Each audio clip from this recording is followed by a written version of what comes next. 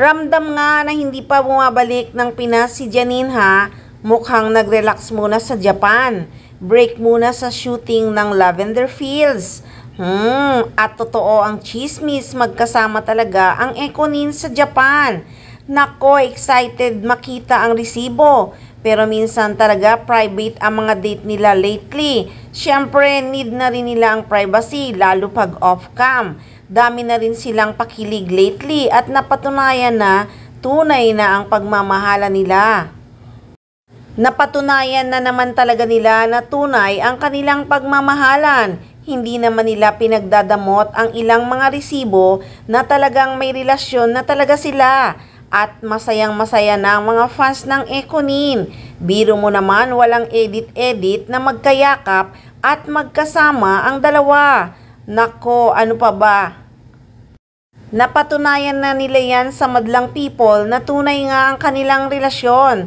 Kaya minsan, pag may date sila, private na lang nila yon. Hindi lahat kasi ibubulat-lat mo sa social media. So sa ngayon, wala pang updates kung kailan ang balik ni Janine galing Japan.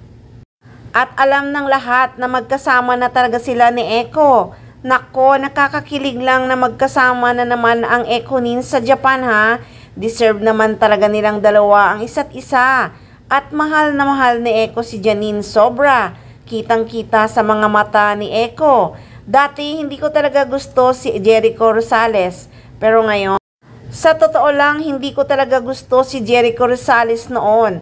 Pero ngayon, gustong-gusto ko na siya ng dahil kay Janine. Napapasabi na nga lang ng hayop ang mga nakapaligid sa kanila pag nagtititigan silang dalawa.